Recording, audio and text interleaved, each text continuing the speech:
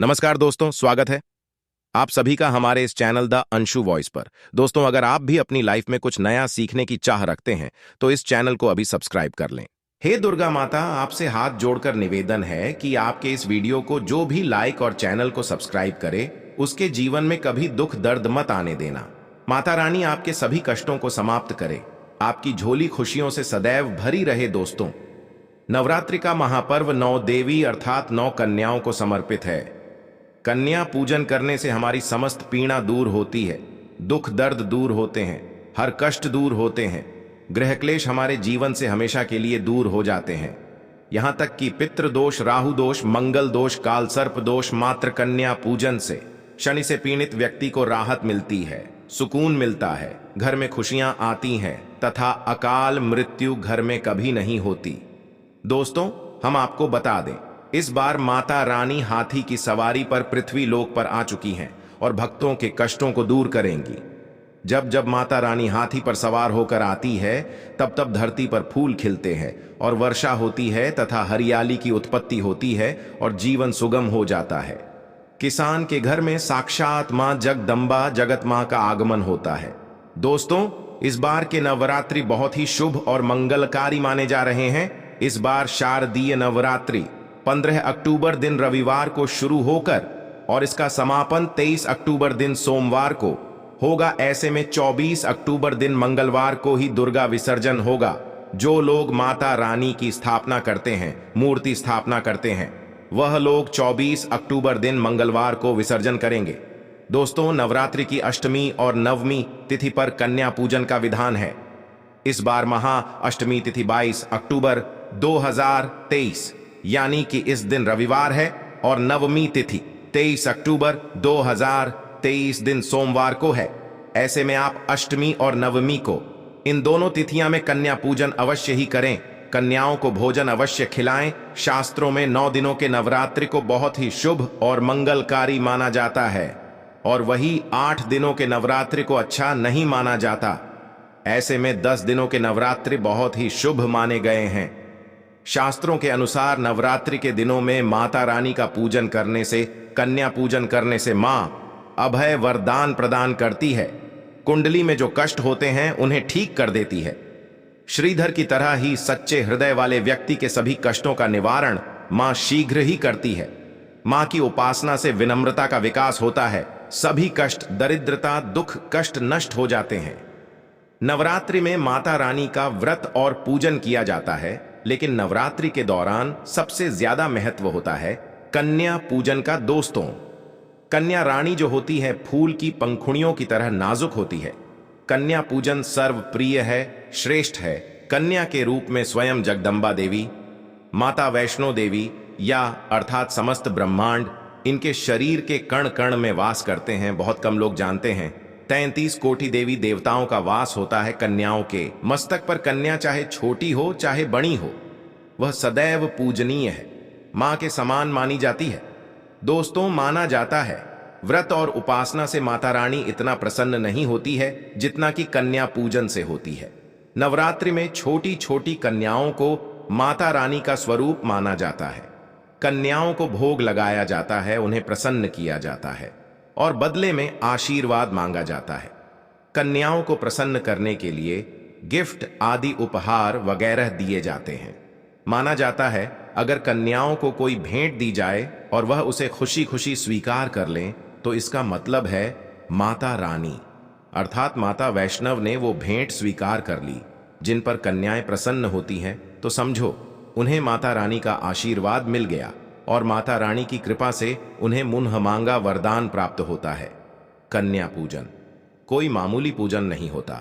समस्त ब्रह्मांड में जो पूजा होती है उनसे बढ़कर कन्या पूजन को माना जाता है। 10 बार गंगा स्नान करने से और 100 बार यज्ञ करने से तथा 1000 बार यात्रा करने से जो पुण्य मिलता है वह मात्र एक बार कन्या पूजन करने से करोड़ों गुना भक्त को मिल जाता है, प्राप्त हो जाता है। दोस्तों, इसीलिए कहा जाता है कि कन्याओं को सताना नहीं चाहिए, जिससे समस्त ब्रह्मांड हिल जाता है। कन्याओं की जितनी सेवा की जाए कम ही होती है। कन्या ये कोई मामूली नहीं होती। कन्या के रूप में स्वयं उनके मस्तक पर विराजमान होकर स्वयं देवी चलकर आपके घर तक आती है। नवरात्रि में 2 साल से लेकर 10 साल तक की कन्या का पूजन होना चाहिए। अष्टमी अथवा नवमी को कन्याओं के पैर धोकर भोजन कराना, उपहार आदि देना श्रेष्ठ माना जाता है, दुर्लभ माना जाता है। ऐसा मौका कभी हाथों से नहीं जाने देना चाहिए। इस दिन जितना ज्यादा हो सके कन्याओं को हाथ पकड़कर, पैर पकड़कर अपने घर तक लेकर आए। दोस्तों, वीडियो में आगे बढ़ने से पहले आप अपनी राशि भी कमेंट बॉक्स में जरूर डाल दीजिएगा। यदि हमारे पास कोई उपाय होगा तो वह आकर हम आपके कमेंट के रिप्लाई में बता देंगे। कोई भी राशि के अनुसार अगर उपाय करता है तो माता वैष्णव बड़ी प्रसन्न होती हैं और ऐश्वर्य धन प्रदान करती है, माला माल बना देती है। इसीलिए राशि कमेंट में जरूर छोड़ें और हाँ, माता को एक लायक जरूर करें। लायक करने में कंजूसी न करें। दोस्तों, कैसे करें का स्वागत। कन्या जब आपके घर आए तब सभी के पैरों को दूध और पानी से उनके पैरों को बुलाना चाहिए। खासकर मर्दों को कन्याओं के पर आवश्यक होने चाहिए। इससे मियां वैष्णो प्रसन्न होती हैं। दोस्तों, फिर उसके बाद कन्याओं को किसी साफ जगह पर जमीन पर कपड़ा बिछाकर बैठाना चाहिए। उनके माथे पर अक्षत, फूल और कुमकुम लगाना चाहिए। फिर उसके बाद भोजन ग्रहण करवाना चाहिए। लेकिन हमेशा याद रहे, कन्याओं की थाली में 3 पूरियां कभी ना रखें। इसे शुभ नहीं, घोर अशुभ माना जाता है। 3 पुरियां तथा 3 रोटियां मरने वाले व्यक्ति के लिए निकाली जाती हैं और जेल में कैदियों के लिए दी जाती है। ऐसे में कन्याओं को उनकी थाली में 3 पूरी कभी ना दे, लेकिन 1-2 करके पूरियां दे सकते हैं। इससे 3 संख्या बढ़ जाती है और दोष भी नहीं लगता। दोस्तों, कन्याओं को खाना खिलाने के बाद अंतिम में कन्याओं के सर पर लाल चुनरी डालना आना चाहिए और भोजन में आपको खीर, पूरी, हलवा, चना तथा आलू की सब्जी, छोले वगैरह की सब्जी खिलानी चाहिए। पनीर आदि भी खिलाया जा सकता है। वैसे माता रानी का प्रिय भोजन खीर, हलवा, पूरी और छोले आदि ही है, लेकिन भूल से भी लहसुन और प्याज का इस्तेमाल कभी ना करें, अन्यथा अनर्थ हो जाएगा। अक्सर कई लोग कन्याओं को कुरकुरे का पैकेट, चिप्स वगैरह का पैकेट खेलते हैं, जो कि घोर अनर्थ माना जाता है, क्योंकि इसमें लहसुन प्याज का इस्तेमाल होता है, जिसके कारण आपका व्रत खंडित हो सकता है।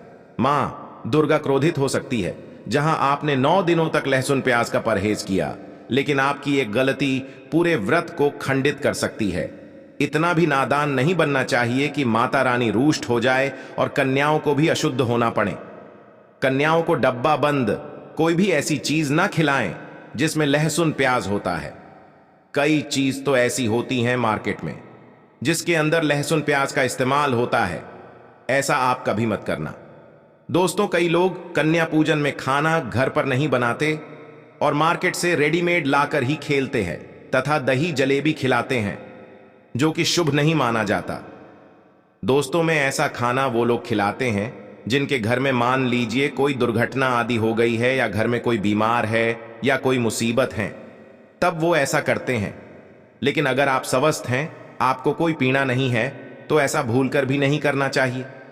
माता रानी दही जलेबी नहीं, आपके हाथों का बना भोजन खाना चाहती है, आपका प्यार चाहती हैं। फिर चाहे आप घर में एक ही पूरी क्यों ना बनाएं माता के लिए, पर आप स्वयं ही अपने हाथों से माता रानी को भोजन खिलाएं। देखिए, भले ही आप दही जलेबी खिला सकते हैं, परंतु माता को घर का बना हुआ शुद्ध भोजन ही अति प्रिय है। खासकर नवरात्रों के दौरान घर में पक्का खाना अवश्य बनाना चाहिए। माता रानी बहुत प्रसन्न होती है। घर का बना पक्का खाना ही कन्याओं को खिलाना चाहिए। हमेशा याद रखें, कन्याओं को प्लास्टिक के बने धोने में खाना नहीं खिलाना चाहिए। ऐसे बर्तन पूजा पाठ के लिए शुभ नहीं, अशुभ होते हैं, क्योंकि प्लास्टिक के ज्यादातर बर्तन जो होते हैं जानवरों की हड्डियों द्वारा बनाए जाते हैं। इसीलिए ऐसा पाप मत करना। कन्याओं को हमेशा स्टील के बर्तन या पत्तों से बने बर्तनों में ही भोजन कराना चाहिए। बहुत ही शुभ माना गया है। अगर पेड़ के पत्ते में भोजन कराते हैं तो माता अभय वरदान प्रदान करती है। दोस्तों, मैं एक और बात हम आपको बताने वाले हैं कि यदि नवरात्रों के समाप्त होने के बाद यदि बीच में कन्या पूजन में शुक्रवार का दिन पड़ जाए तो कन्याओं को कोई भी खट्टी चीज नहीं खिलाना चाहिए, क्योंकि शुक्रवार का दिन माता संतोषी को समर्पित होता है और माता संतोषी नवरात्रों के दिनों में सक्रिय अवस्था में होती है, यानी वो भी 9 देवियों के साथ में आपके घर में आती है। इसीलिए कन्याओं को भूलकर भी शुक्रवार का दिन अगर पड़ जाए तो खट्टी चीज घर में नहीं बनाना चाहिए और कन्याओं को भी खट्टी चीज नहीं खिलाना चाहिए। घोर पाप लगेगा। आपका किया कराया सब बर्बाद हो सकता है खट्टी चीजों से।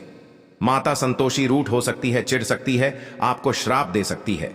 इसीलिए नादान ना बने दोस्तों को भोजन कराने के बाद कन्याओं की थाली में एक लौंग जरूर रखना चाहिए, क्योंकि लौंग देवी शक्ति तथा दुर्गा मां को बहुत प्रिय है। लौंग माता शक्ति का प्रतीक होती है। लौंग में नवदुर्गा का वास होता है। इन 9 दिनों में माता रानी को लौंग का भोग ही लगाया जाता है। तो खाना खाने के बाद कन्याओं को लौंग अवश्य अर्पित करें। माता रानी को अमृत से बढ़कर लौंग प्रिय है, इसीलिए कन्याओं को थाली में चुपचाप एक लौंग जरूर रख दें। आपका भाग्य चमक जाएगा। माता लक्ष्मी आपके जीवन में धन की कोई भी कमी नहीं होने देंगे।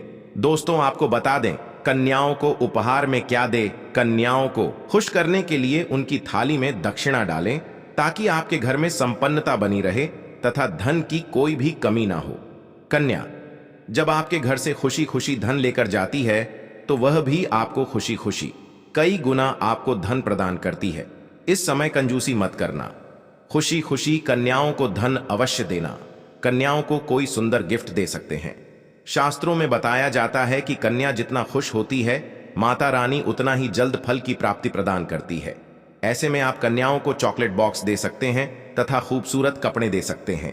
याद रहे, काले कपड़े ना दें और स्टील के बर्तन भी गिफ्ट के तौर पर दे सकते हैं। याद रहे कि कन्याओं को लोहे का कोई भी सामान नहीं देना चाहिए, नहीं तो राहु केतु का प्रभाव आपके जीवन में प्रवेश कर जाएगा।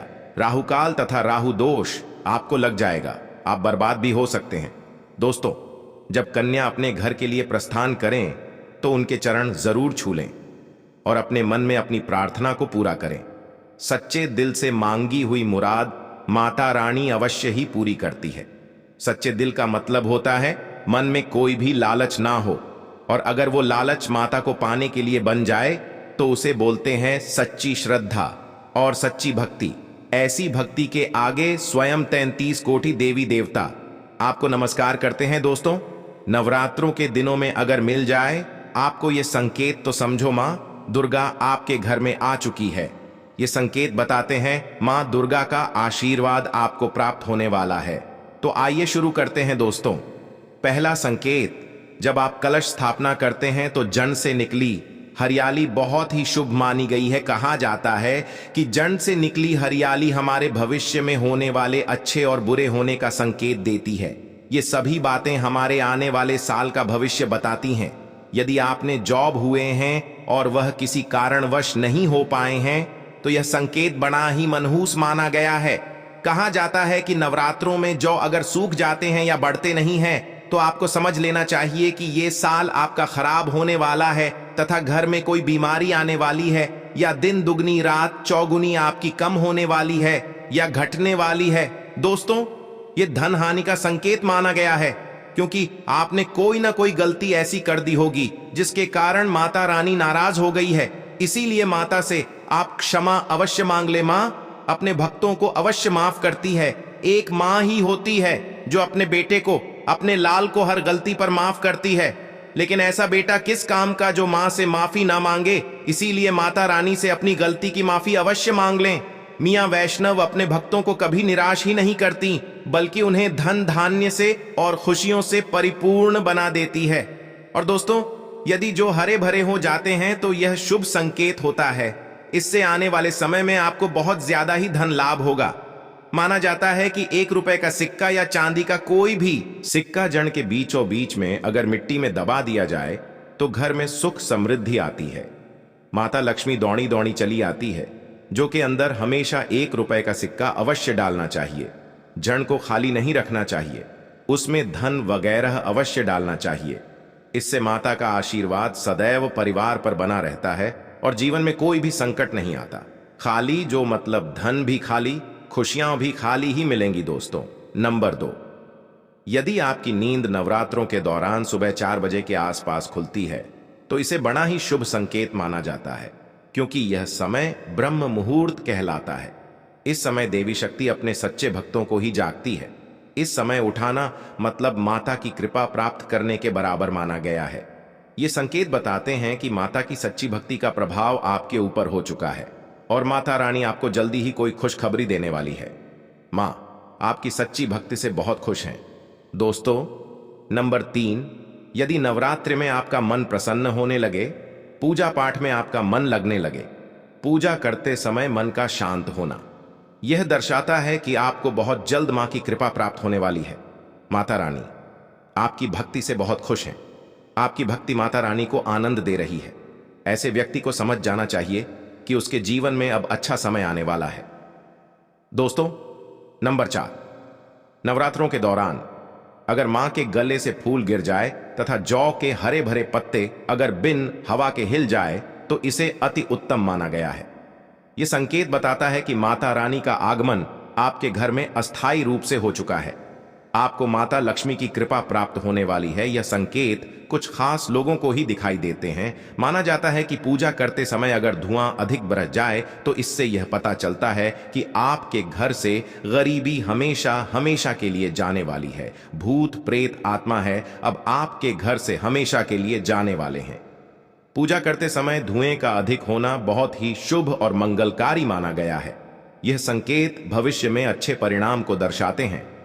दोस्तों, नंबर 5, द्वार पर गाय का आना वेदों में बताया जाता है कि नवरात्रि के दौरान गाय माता का घर में आना बड़ा ही शुभ संकेत माना गया है।